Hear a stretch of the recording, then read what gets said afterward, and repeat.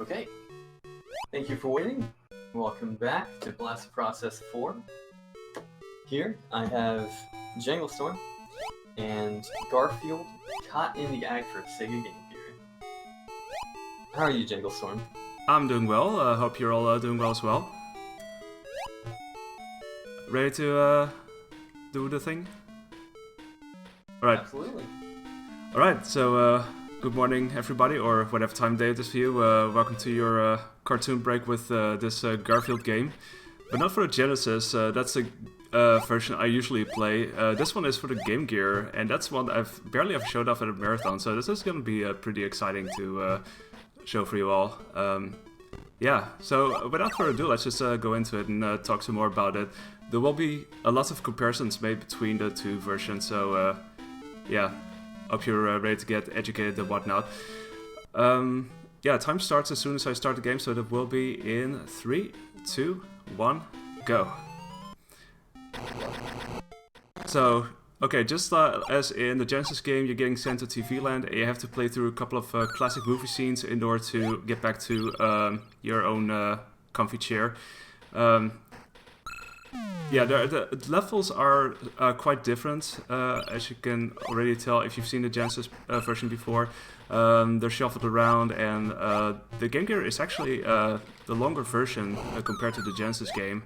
And this version starts off with a caveman era inspired level called Cave Cat. And this is actually one of the levels that was also in one of the main inspirations for this game, namely the Jim Davis book Garfield: His 9 Lives. So yeah, I'm not sure which other stories were inspired or which other levels were inspired by that, but this is definitely one of them. And well, as you can see here, we've got some climbing to do. For some reason there's these walking fish that we sometimes have to use to travel across these pits. We fall down here. We have to rescue Arlene, who is stuck on this tree for some reason. And now we ride this stream of water up to the top. And we have to, yeah, only do this small thing really. It's it sort of repeats itself what you have to do in certain levels. Like in this case, we have to defeat a caveman, deal a couple of hits, and then get to the next part of the level. So there's that. Oh, damn. I was hoping to set up for a possible bird skip. Normally speaking, if you get hit by anything once you try to reach to a vine, you wind up losing control altogether, so I try not to have that happen. And I was hoping to set up a possible, despawn of that bird there, but it didn't happen, sadly. And yeah, one of the main differences between Genesis and the Game Gear is this version has a lot more janky controls, I would say. You constantly wind up re-grabbing certain platforms, and you have to basically watch out that you're getting a solid grip on things, basically. So let's see, there we go. Get further down here. There's a couple of things also that sort of, like these cyclones that you see there, you are not supposed to hit them, or you get sent back to a checkpoint. And that's also one of the main differences here, is that some things, if you touch them, like electricity or stuff like that, that can send you back by quite a bit, and that can be quite a time waste, so I try not to do that. You can see all of the pixels, I know, right? The true Game Gear beauty. It's definitely a lot more zoomed in, so platforming-wise, it can be quite a bit tougher than its Genesis counterpart. Okay, like I said before, another encounter with a caveman. Only have to deal 2 hits, that's about it. Okay, part 3. This is actually the longest level in the game, funnily enough. So it starts off in, yeah, quite a specific way. Okay, so let's see. Let's talk about walls, because just in case you didn't know, this here is not a wall. It kind of looks like one, but it's purely in the background, so nothing to worry about there. But this is a wall. Even though it looks very similar, you'd think, oh, if that's not a wall, surely this isn't a wall, then it's different, and turns out that is a wall, so you have to watch out for that. You have to get over that. Just taking this jump here. Gonna ride this all the way to the top because there's some high platforms that I have to take in order to get to the next part. And it's gonna be a bit more finicky over here. I'm gonna make sure that I don't lose my jump inputs. That is a thing that tends to happen pretty frequently, so I have to watch out for that. And in this case, I gotta stay up on top here. Also, jerkboards are definitely a thing in this game. Also in this game, no exceptions here. The music is quite nice for the Game Gear, and it's actually different from the Genesis game. And this game was actually developed by a different team altogether compared to... Well, I usually say the Genesis game, but there was also a Windows version, which is very much similar to the Genesis game. But again, that also shuffles levels around, so no single edition of this game is the same. It's always a new experience in a way. So now we have this fight against Dino Odie, or Dino Odie if you would shorten it. And this works in a similar way, really, as to the other editions, in that you have to use the seesaw to launch rocks against him, towards him. And you, in this case, you have to do this like 6 times in order to get him down on the ground. And then you do some more ground hits. It's a little bit of a different setup, as where with the Genesis version it would alternate a bit more.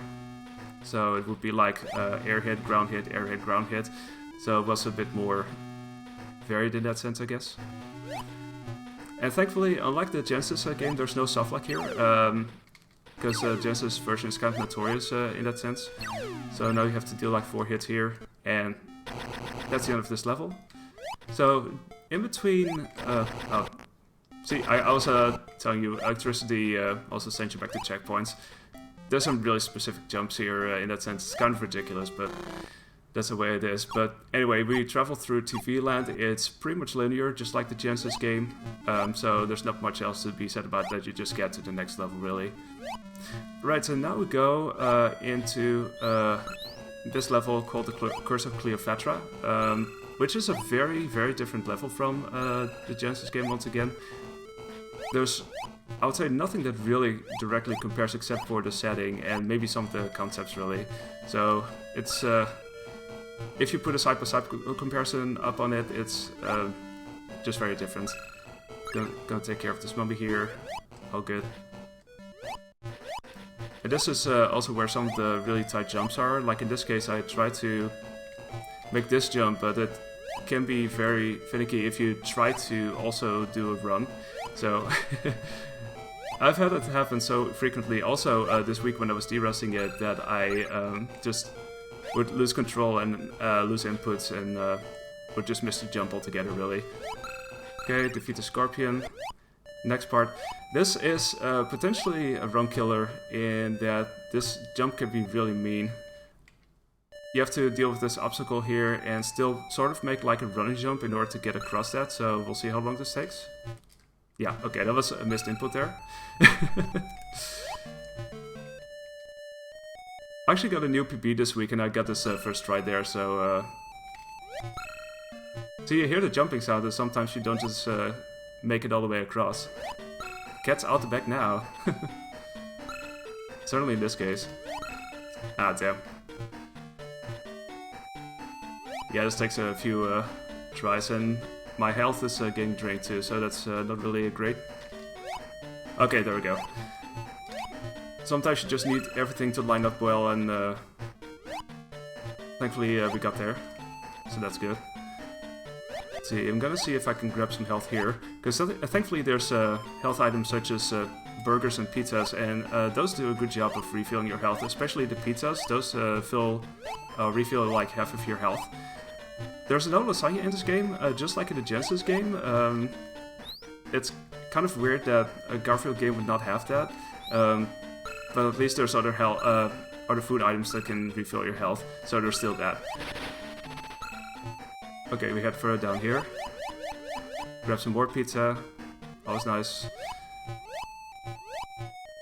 So, yeah, in this case we wind up running a lot because you know, the floor tends to collapse around here quite a few times, and you just have to go fast, basically. Let's see if I can... Oh, damn. This can be a bit of a tough setup, too, because I tried to sort of damage boost past that spooter, and... see? Damn. Got sniped there. Not entirely lucky with this setup, but we'll get there. See? There we go. Oh, I didn't even hit the spider. That's good. Okay. You chance what you do. Okay, so for this we have to kill the snack, and it brings us over here. And this is basically the boss room. So you could say that conceptually it shares certain assets with the Genesis game, in that you have torches also, and yeah, stuff like that really, but I think that's about where the similarities end really. Also lots of ghosts flying around, that's also beautiful. So we have to light both of these torches by just standing close to it really, and... Oh, I've never seen that before. I never knew that was a thing there. I always jumped from there because I suspected there would be nothing down there, but there's actually nothing down there. Okay, now we have the actual fight. It's very stripped down. You just have to hit a few times, and a lot of bosses in this game are kind of like that, really. They're just basically a couple of hits, and that's about it, really. Okay, so upcoming is another pretty precise jump. I don't think it's entirely frame perfect, but you would think so considering how tight the setup is sometimes. So, let's see. Gonna try it again. There we go. Second try. Yeah, it's a strong butterfly. As soon as you fall down to pitch, you get brought back up by those butterflies, and those are strong. Those are really strong. Shout out to them. Okay, now we're in a level that's unique to the Game Gear game, and this is the main thing we're gonna do. This is a cheese strat, which allows you to climb on these totems without making this, or assembling this set of stairs, unlike what the game tells you to do. You can basically dupe your jump or spam your jump as soon as you reach the opening in between the totems. You can sort of do another jump as soon as you're done with the first one. So, sort of like that, really. You sort of reach for the opening and go from there. That was the thing I found out whilst I was casually playing this game a long time ago, and I was like, okay, that will make for a really good speed strat, so there you go. But this is a level called Bonehead the Barbarian, and this is a level that's unique to the Game Gear version. It was also on the so-called Lost Levels, because some of you might know that the Genesis game has is a pretty short game, and it would have had a couple of other levels that weren't ultimately included in the final product, but they were still developed and later released as the Lost Levels on the Sega channel, which have now gone missing, sadly. But this is one of the levels that would have been included, and it's a Viking-themed level, as you can see. Lots of snow. And we also have this set of puzzles here. There's 5 in total. And there are a couple that we are gonna cheese in ways that you have seen before and ways that you haven't. How do you see how strong a beast and Nox Chaotix? Nice. Let's see, doing the same thing here. Yep, push this off.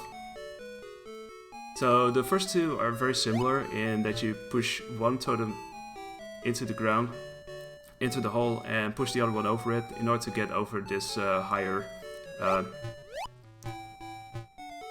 wall. Over here though we do a little bit of a cheese strat. You don't have to push it all the way, just jump over here. I'm pretty sure it was an oversight of sorts, but I don't know, but it's making for a very quick solution. Let's see, gotta fall in between here. There we go. So for the fourth solution, we push the totem that's up higher on top of the other one. We never have to make stacks that are higher than 2, so that's really convenient.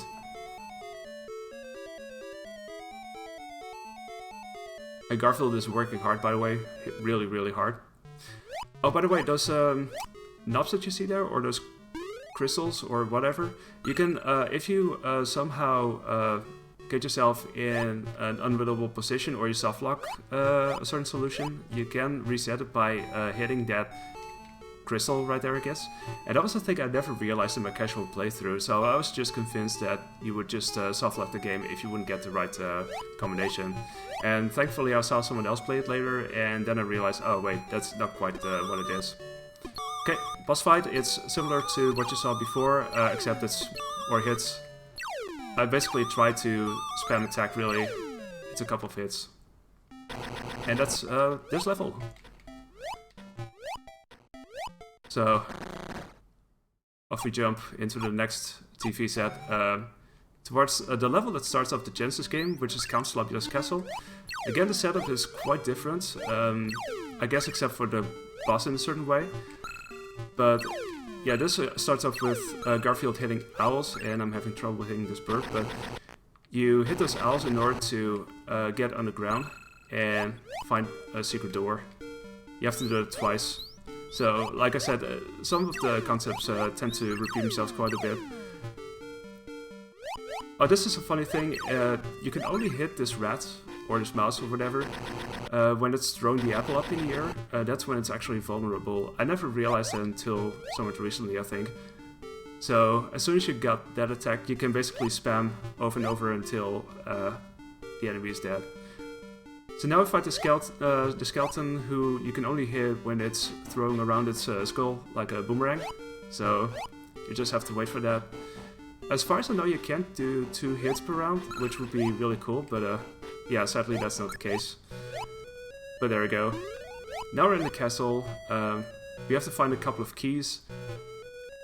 And recently people have been referring to this as something like Garfstolvania, and I thought that was a very nice description, so there you go, this is Garfstolvania.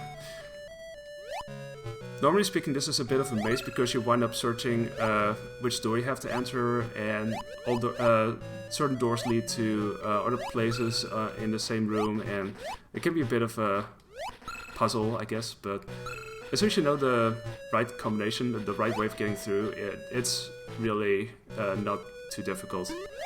So this is the first key, then we head up here, that brings us a little bit of higher, fall down these stairs.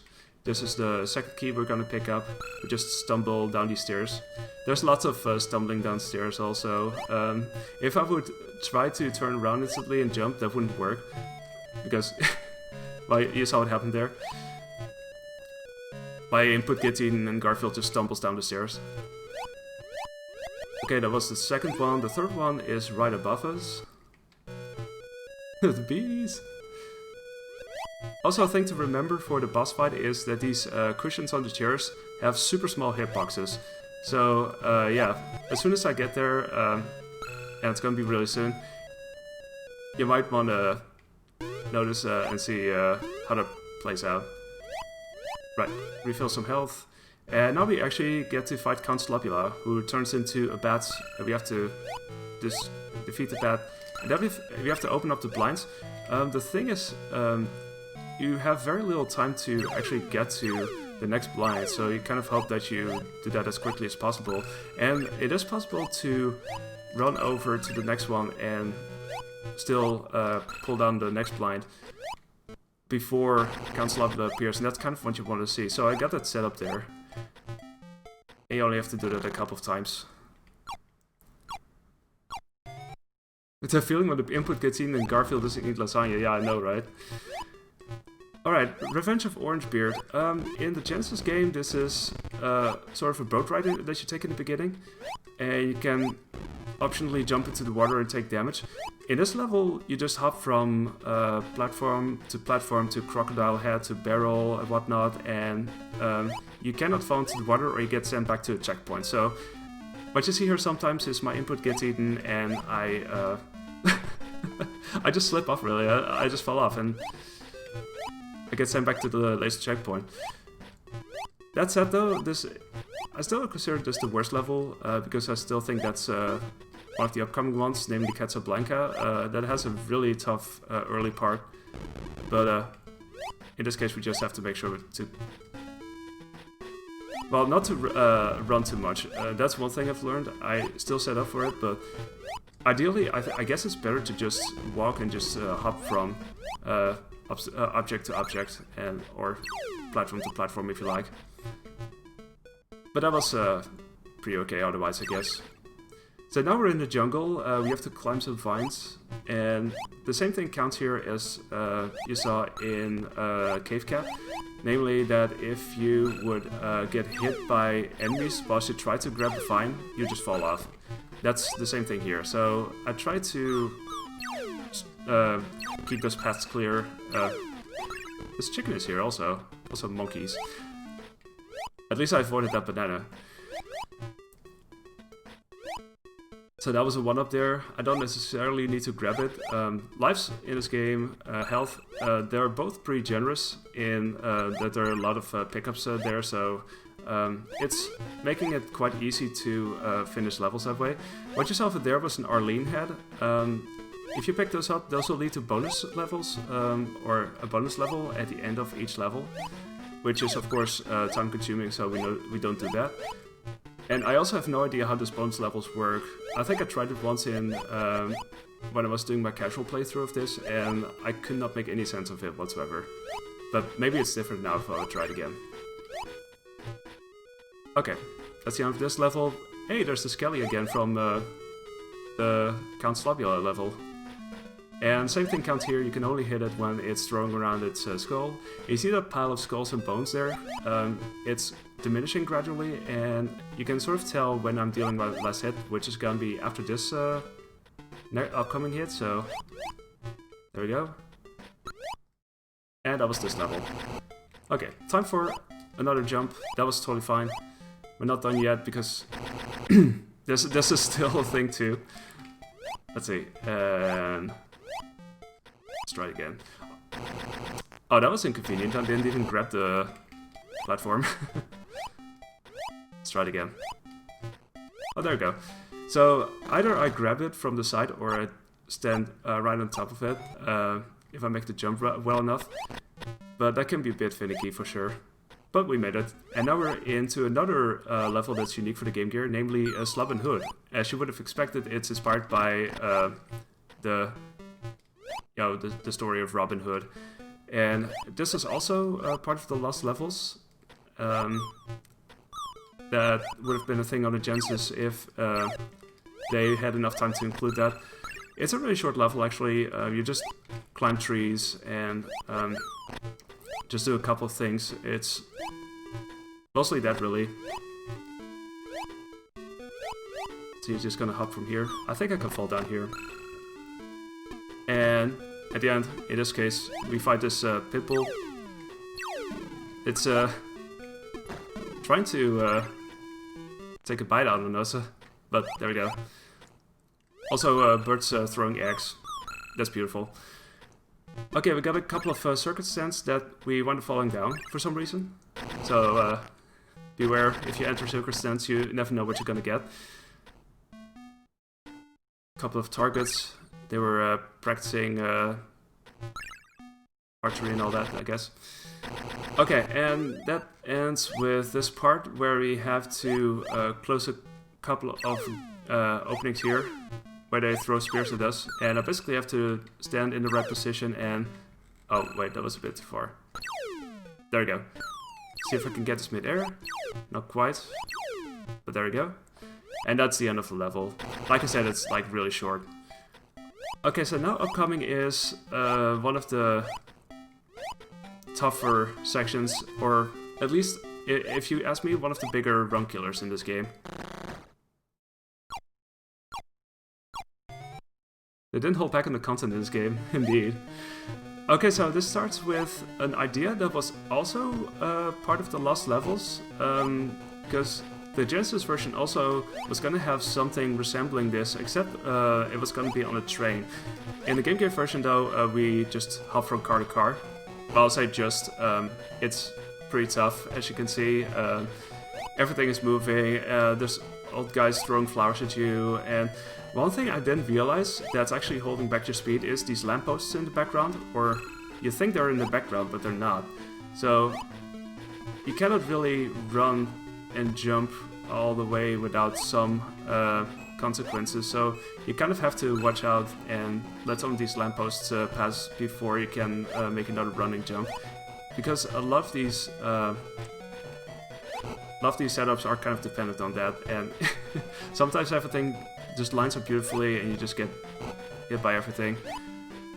I have to say though, sometimes I take intentional hits here in order to set things up correctly, so just to make sure that I have the road clear to run. Ah, damn. Okay, I fell, but at least I made it to a certain checkpoint. Recently I've been better at doing this without dying, but yeah, this is just a pretty tough section in general. This, if you play this for the first time, it can be so janky, but we got through.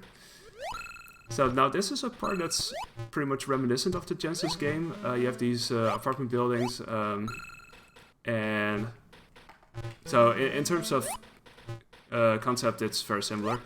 Except here we have to walk up to this birthday mouse, and we do a race. We fall down this hole. We have to get there before the mouse does. Otherwise the gap closes up again. And then we run to the right, defeat a couple more enemies, opens up this door. And we do some more climbing. So, go up here. You actually have to do this because there's a high wall that we have to get over. It's right past this chain though, so it's nothing too bad, but still a thing to remember. Also shouts to that one Sonic over there. Sonic is making a cameo appearance apparently. You have to fight another Doge. Do a couple of hits, because he was holding Odie captive and we rescue Odie. So how about that? Alright, and we've seen a lot of things. Lots of content obviously, and it ends here with this TV wasteland. This is the final level in the game. And it starts off with this jump, which also is kind of precise really, so with a little bit of bad luck you wind up retrying this quite a few times. But thankfully there's these checkpoints. Every single time you hit one of these TVs... Oh, okay, let's do it this way. Every single time you hit one of these TVs, it sets up for a checkpoint, so if I would get hit by anything somehow, you just start from there. So in this case, I would start from here if I would get hit by electricity somewhere, so that's pretty cool. Just to defeat this enemy. It kind of is like a precursor to what's gonna happen at the end of this game, because if you remember the Genesis game, you know that this level is only basically like a boss fight really, and that's about it. And this setup is very different in that there's like an entire level constructed around it, sort of like I would say an enemy rush of sorts, in that you see an example of a certain enemy from a certain level. So you can sort of see that mummy from Cleopatra, and earlier on the Viking from Bonehead the Barbarian. So all kinds of callbacks really. Let's see. This one I need to get to show up again, or I get to I need to show. All right. Yeah, the Pookies are the checkpoints. Yeah. So if I wind up dying anywhere, then that's what happens. Really, it gets sent back to that checkpoint. Okay, one more to go, and it's boss time. So this is the boss that got us, or the enemy that got us into this, into the TV set, and that's Glitch. So we have to flip these panels in a certain way, so that, you know, I can just take it easy for the rest of it and just flip this one a couple of times. It's very stripped down as compared to the game, the Genesis game, because honestly it would have been a lot if you would have to render what's on Genesis on the Game Gear. Oh, by the way, this is the final hit. Time's coming up as soon as the screen fades to black, so get ready for that. And that's time. Garfield's doing the victory pose.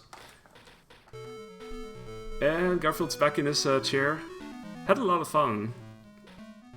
Just like in the Genesis game, says, nice touch. And yeah, that's it. It's really short. It's just, okay, Garfield's back in his chair at the end, you know. You don't even get ending music, but there you go. So, yeah, this, like I said, this game is actually developed by a different team than the Genesis game. I'm honestly not sure if Jim Davis actually did the sprite work for this, just like in the Genesis game, but at least I knew he was involved with that one. But like I said, this is made by an Hungarian developer named Novatrade International, and they also made Echo the Dolphin, and also the Game Gear version of this. So shouts to them, and I guess that's it really. So thanks to Blast the Process for allowing me to show this off. This is the one version that I have only really shown off once before, and it's just really awesome to show it off again. So thanks for that. Shouts to the other Garfield speedrunners, and if you want to learn this game, I'm currently the only runner, but I can always help you with tips and all that if you need. What was the time, by the way? I forgot to ask. Your time was 28:10. 28:10. Oh, okay, that's good. That's a sub 30. I was gonna say it was probably not a 25-minute range because I did actually improve my time last Wednesday or Thursday by almost a minute. So the current world record is a 25:25. So, but still sub 30. I'll gladly take that. So Nice. Yeah, that's it for me. Thanks again, and good luck everyone else with their runs, and enjoy the rest of this weekend. So I'll see you later.